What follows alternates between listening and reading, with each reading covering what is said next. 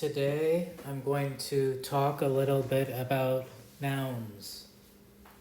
Countable nouns are the nouns that we can count, okay? So maybe I have 1 pen, maybe I have 10 pens. I can count how many pens that I have.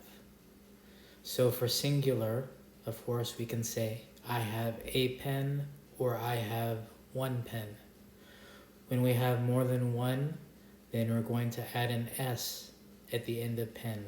So for example, I have 10 pens.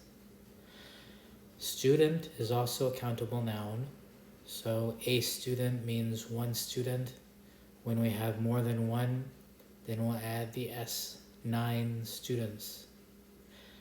A cat or 2 cats. English is a little bit crazy, and sometimes for the plural we have some different spellings. Most of the time we're going to add S at the end. Cat becomes cats, house becomes houses, schedule becomes schedules. If a word ends with the following letters, then we're going to add an ES to the end instead of just S. So the word box ends in an X, so the spelling here will be EX. I have 1 box, or maybe I have 3 boxes with an ES. I have a dish, I have 10 dishes. Because this one ends in an SH, we're going to add the ES at the end. When we have a Y at the end, sometimes we change it to IES and sometimes we don't. If there's a vowel before the Y, like day, D-A-Y, or toy, T-O-Y, then we're only going to add an S at the end and we're not going to change anything. But if there's a consonant before the Y, then we're going to change the Y to an I and add ES. Here are 2 examples, family and baby. Both L and B are consonants, so in these situations, when we have a plural, we're going to say IES, many families, or 3 babies. If there's an F at the end, we're going to change it to V and then add the ES. Shelf, shelves, life, lives. There are also some irregular plural forms. To these, we're not going to add an S at the end. There's not a rule here, we just need to be able to memorize these. 1 man, 2 men, 1 woman, 2 women. Likewise, I can say a policeman or 2 policemen. 1 person, 2 people, 1 child, 2 children, 2 teeth, mouse, mice, foot, feet. These 2 examples here, we're not changing at all. And again, English is crazy, I know that. I have a fish, I have 2 fish. I see a sheep, there are 2 sheep. For those 2 examples, we don't change anything. We have a few nouns that are non-countable, and we can't count them in the sense of 1, 2, 3, 4, 5. There's a list you guys can look at, and if you go to Google, you can search. I'm on Google for non-countable nouns, but this is one website that has a list. EnglishClub.com, vocabulary, nouns, uncountable list. So there's a really big list here, and they break it down by letter. Just a few examples of some non-countable nouns: water, milk, sugar, rice, air, guess. So there are quite a few. You can do a Google search for some of these examples, or you can also look on that one website. And there are a few different ways we can describe these countable or non-countable nouns. For example, there's a difference between a few or a little. We're going to use a few to describe countable nouns. We're going to use a little for non-countable. I have a few cats, I have a few pens. But for the non-countable, we can only say a little water or a little gas. With some or any, we're going to use some for all of the non-countable nouns, and for the plural nouns, more than one.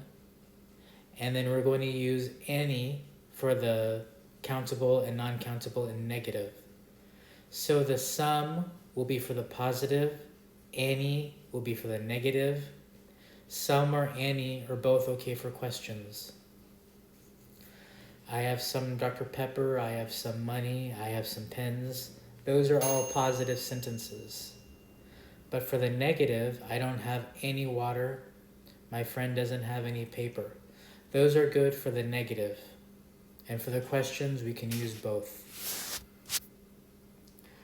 When we have much or many we can use for the countable nouns. Much is for the non-countable negatives or the questions. And a lot of we can use for everything. So I have a lot of followers, I have many followers. We can use either one there.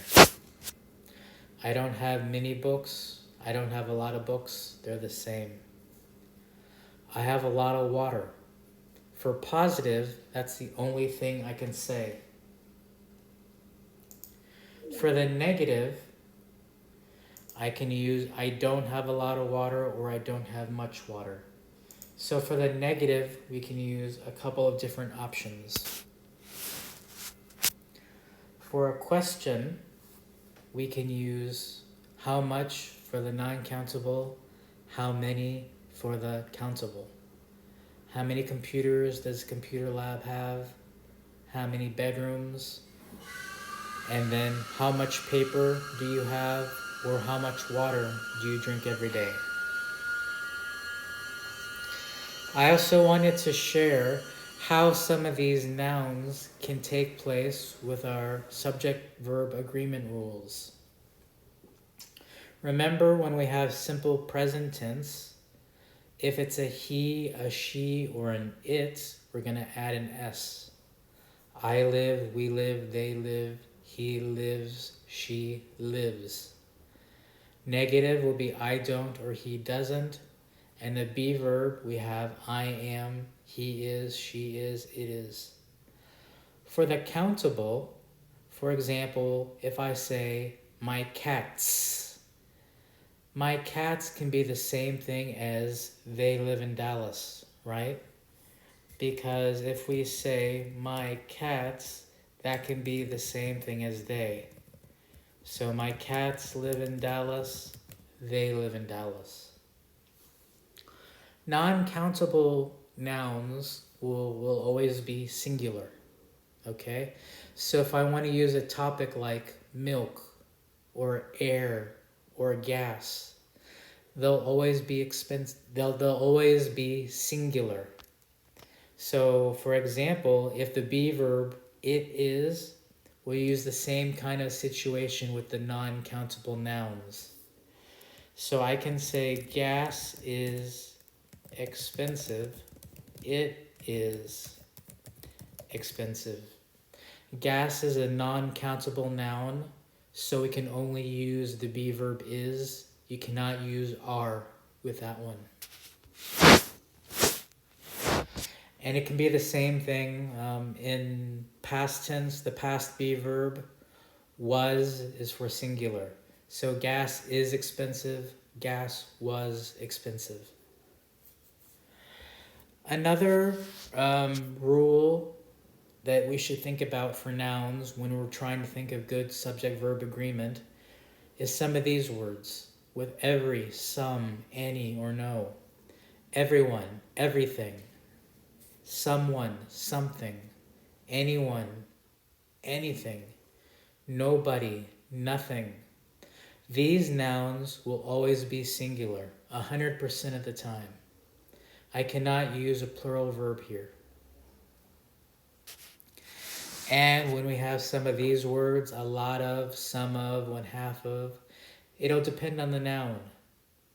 All of the students is plural, so we're going to use are. All of the restaurant is singular, so we're going to use is. A lot of the water is a non-countable noun, so we're going to use was. A lot of the people is plural, so we're going to use are.